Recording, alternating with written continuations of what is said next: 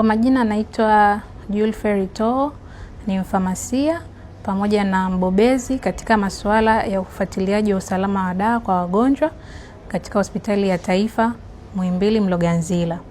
Leo tungependa kuzungumzia juu ya umuhimu wa mgonjwa kuangalia tarehe ya mwisho ya matumizi ya dawa kabla ya kuanza kutumia dawa zake.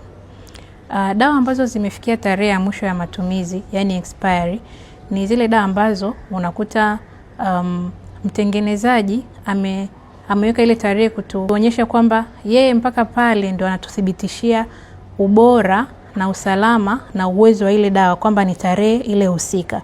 Baada ya tarehe ile dawa hizo zinaweza zikawa zimepungua uwezo wake wa kufanya kazi, zinaweza zikawa zimepungua ubora, na pia zinaweza zikawa sio salama tena, labda zimetengeneza sumu.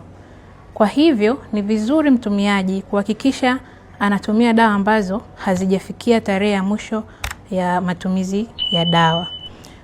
Kwa nini tunasema ni muhimu?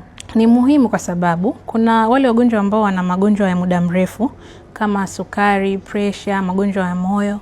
Unapotumia dawa iliyofika tarehe ya mwisho ya matumizi, unajiweka katika athari ya kutokupata lile lengo la matibabu yako. Kwa nini tunasema hivi? Unakuta ile dawa imepunguza ule uwezo wake wa kufanya kazi. Kwa hiyo unakuta unakunywa dawa ya pressure lakini pressure haishuki. Unakunywa dawa ya sukari lakini sukari haishuki.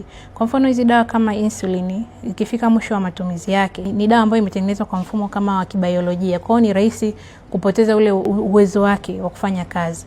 Kwa hiyo unakuta mgonjwa hapati lengo la yale matibabu yake. Kwamba lengo lilikuwa ni kushusha sukari lakini dawa haishushi sukari. Lakini kuna baadhi ya dawa kama dawa za macho mfano. Hizi dawa ikifika tarehe ya mwisho ya matumizi, yani ni rahisi bakteria kuota kwenye dawa kama hizo. Kwa hiyo kwenye hali hiyo mtu akitumia dawa hizo ni rahisi kupata maambukizi kwenye macho.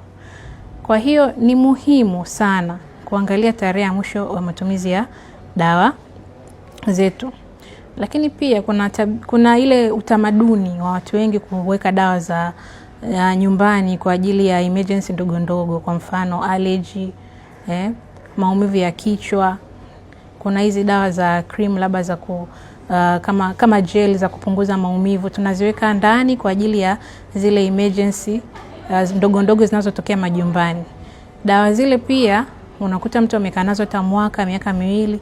Ni vizuri kama itatokea mtu anataka kuzitumia hizo dawa, aangalie tarehe ya mwisho ya matumizi ili aweze kupata lengo la matibabu yake.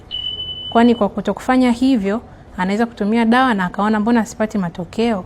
Lakini pia baadhi ya dawa zinaweza zikawa zimegeuka kuwa sumu. Sawa? Kwa hiyo ni vizuri mgonjwa ahakikishe tarehe ya mwisho ya matumizi ya dawa ipo sahihi kabla ya kuanza kuzitumia dawa hizo.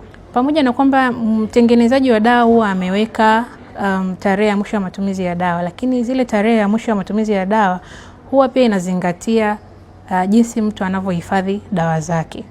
Kwa mfano ukiweka dawa kwenye hali ya joto sana au kwenye hali ya unyevu, dawa nyingi huaga zinaweza kupunguza uwezo wake wa kufanya kazi. Kwa wakati mwingine pia, pamoja na kwamba tumeweka tarehe ya mwisho ya matumizi, kutumia dawa ambayo haikuhifadhiwa kwenye mazingira sahihi, hata kama haijafikia tarehe ya mwisho ya matumizi, unakuta dawa hiyo tayari ni sawa na ile dawa ambayo imefikia tarehe ya mwisho wa matumizi. Lakini pia kuna swali ambalo watu wengi hujiuliza, je, kama nimepewa dawa ina expire mwezi wa 6 mwaka 2025, je, mwisho wa kutumia dawa hiyo uwe ni lini? Je, ni tarehe 1 mwezi wa 6 au ni tarehe 30 mwezi wa 6 2025?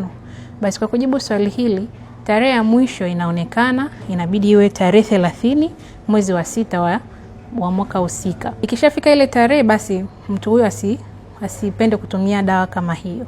Lakini pale ambapo dawa hiyo itakuwa imeandikwa kabisa kwamba hii dawa ina expire tarehe 12 mwezi wa 6 2025, basi hiyo tarehe 12 mwezi wa 6 ndio mwisho wa matumizi yake. Baada ya hapo mgonjwa asitumie.